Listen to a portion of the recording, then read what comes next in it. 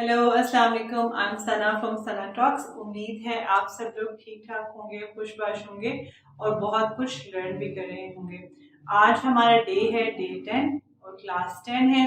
उम्मीद है इससे पहले के जितने भी लेसन्स हैं, क्लासेस हैं, आपने उनसे बहुत कुछ लर्न कर लिया किया होगा और आप उसको अप्लाई भी कर रहे होंगे। आज का जो लेसन है वो हमारी सीरीज है जो हम डेली यूज सेंटेंसेस सीख रहे हैं उसकी, और उसको हम कंटिन्यू करेंगे बिकॉज डेली यूज के सेंटेंसेस में ही हमें प्रॉब्लम आती है कि हम उनको कैसे कहें।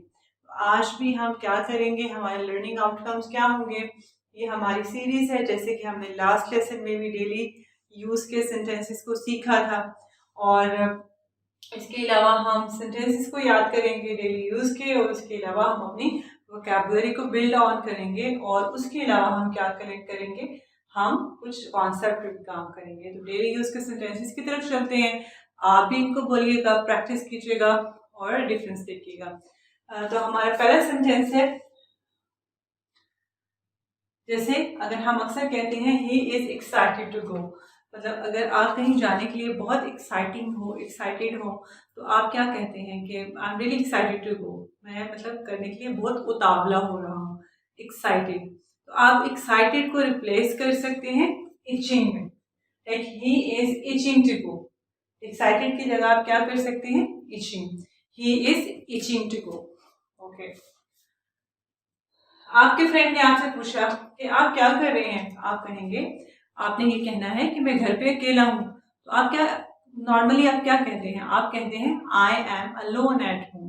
लेकिन आज के बाद आपने इसको ये नहीं कहना, आपने क्या कहना है, आपने ये नहीं कहना I am alone at home, आपने क्या कहना है, I am home alone. I am home alone मतलब मैं घर पे अकेला हूँ। तो आपने इसको रिप्लेस कर देना है। किसको रिप्लेस करना है, एक्साइटेड की जगह कहना है इचिंग, और I am alone at home की जगह क्या कहना है, रिपीट कीजिएगा, आपने कहना है आई एम होम अलोन। तीसरा सेंटेंस है हमारा, जैसे हम अक्सर कहते हैं काश ऐसा होता, काश यानी कुछ इमेजिनेशन के लिए, या अगर हमारी कोई ख्वाहिश पूरी ना हुई हो तो उसके लिए हम अक्सर कहते हैं काश वो जिंदा होता, काश ऐसा होता। तो इसके लिए आप क्या करते हैं, एक टिप आपके साथ शेयर करूंगी।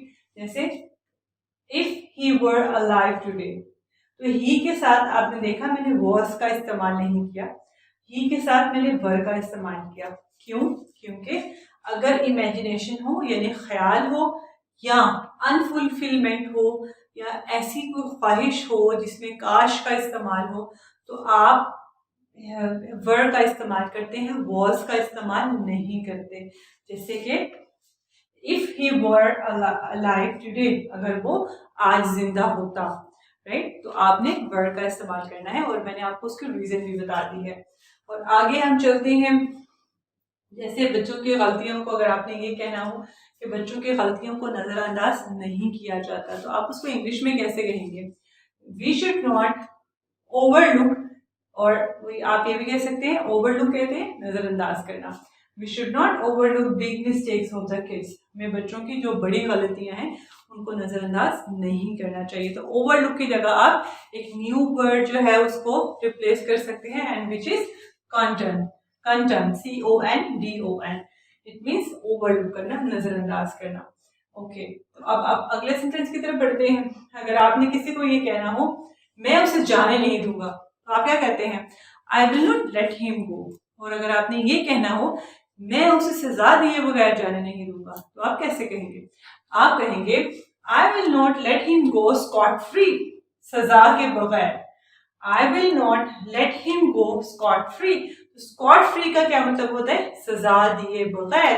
अगर आपका किसी ने कोई नुकसान किया है तो आप उसको सजा दिए बगैर नहीं जाने देंगे, तो आप उसको कैसे कहेंगे, I will not let him go scot free, मतलब मैं उसे पनिश किए बगैर नहीं जाने दूंगा।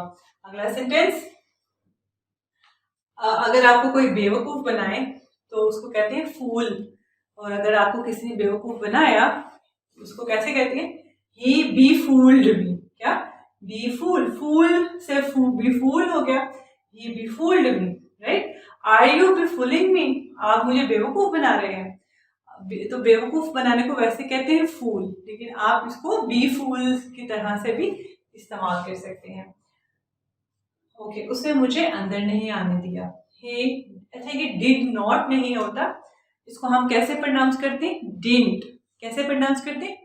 डिडंट भी नहीं कहते, डिडंट क्या कहते हैं? डिडंट। जैसे आप देख सकते हैं, he didn't let me come in। अच्छा, अब आप ऐसे मत कहिएगा, बिकॉज अब आप क्या कर रहे हैं? इंग्लिश सीख रहे हैं और आपने इंग्लिश में थोड़ा स्टाइल भी डालना है। तो आप ये नहीं कहेंगे he didn't let me in, उसने मुझे अंदर नहीं आने दिया। he didn't let me come in, उसने मुझे अंदर नहीं आने दिया।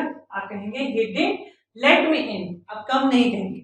he didn't let me in, अगर आपको किसी ने अंदर नहीं आने दिया तो आप किसी को बता रहे हैं उसने मुझे अंदर नहीं आने दिया, तो आप कैसे कहेंगे? he didn't let me in, उसने मुझे अंदर नहीं आने दिया। let me go, मुझे जाने दो। अगर आपने किसी को कहना है मुझे जाने दो, तो आप क्या कहेंगे? let me go। तो ये आप क्या कर रहे हैं? let का इस्तेमाल सीख रहे हैं। और let में क्या होता है? वर्ब के साथ। अब याद रखिएगा, let में वर्ब के साथ फर्स्ट फॉर्म यूज, वर्ब की फर्स्ट फॉर्म इस्तेमाल होती है। तो let में वर्ब की फर्स्ट फॉर्म का इस्तेमाल होता है। सो let me go, मुझे जाने दो, जैसे let के साथ go का इस्तेमाल हुआ। let me speak, मुझे बात करने दें। और अगर आपने ये कहना हो दूसरों को भी बात करने दें, जैसे आप बात कर रहे हैं और आप कह रहे हैं let me speak, मुझे बात करने दें। और अगर आपने ये कहना हो दूसरों को भी बात करने दें, तो आप क्या कहेंगे? मी की जगह आप लगाएंगे others, let others speak। let me speak, मुझे बात करने दें। let others speak, सबको बात करने दें। और let का इस्तेमाल इस तरह से भी हो सकता है, जैसे किसी को आपने लेट डाउन कर दिया, किसी को शर्मिंदगी का सामना करना पड़ा आपकी वजह से, तो आप क्या कहते हैं? Let down. जैसे डोंट लेट मी डाउन, मुझे शर्मिंदा मत कीजिएगा। डोंट लेट मी डाउन, मुझे शर्मिंदा मत कीजिएगा। और इसी तरह लेट का इस्तेमाल इस तरह से भी होता है, जैसे अक्सर कहा जाता है माजी को जाने दें, राइट? लेट गो ऑफ, क्या? Let go of the past, let go of the past. इसी तरह लेट हिम पुट और प्रेजेंट हिज पॉइंट। लेट का इस्तेमाल हमने डिफरेंट तरीके से सीखा। जैसे लेट का इस्तेमाल हमने सीखा, उसको आने दें, मुझे कहने दें, उन्हें बोलने दें, मुझे नीचा मत दिखाइएगा, इसमें भी लेट का इस्तेमाल हुआ। इसी तरह हम माजी को जाने दें, तो जाने के लिए भी लेट का इस्तेमाल हुआ। और उसे करने दें, तो तब भी आप लेट का इस्तेमाल करेंगे। लेट हिम पुट और प्रेजेंट हिज पॉइंट। अक्सर हम कहते हैं ना, उसे अपना पॉइंट या उसे अपनी बात कहने दें, तो क्या कैसे कहते हैं? लेट हिम प्रेजेंट, और प्रेजेंट भी कह सकते हैं, पुट भी कह सकते हैं। Let him put his point, उसे अपनी बात कहने दें। इसके लिए भी आप लेट का इस्तेमाल करते हैं। और उसके बाद अगर आपने कहना हो पुट से, अगर आपने सेंटेंस बनाना हो तो कैसे बनाएंगे? I put all my wealth at stake. अगर आपने अपना सब कुछ दाव पे लगा दिया, तो उसके लिए अक्सर एक वर्ड इस्तेमाल होता है एट स्टेक, दाव पर लगा देना। और इसी तरह अगर आपने, जैसे आप कैसे कहेंगे? I put all my wealth at stake, मैंने अपनी दौलत, तमाम दौलत दाव पे लगा दी। इसी तरह my job is at stake, मेरी जो जॉब है वो दाव पर लगी हुई है। और इसी तरह आप क्या कह सकते हैं? ये तो हो गया एट स्टेक, अगर कोई चीज आपने दाव पर लगा दी। लेकिन ऐसा होता है कभी कभी हमने ये कहना होता है कि आपने कोई चीज गिरवी रखी, राइट? जैसे उसको हम क्या कहते हैं?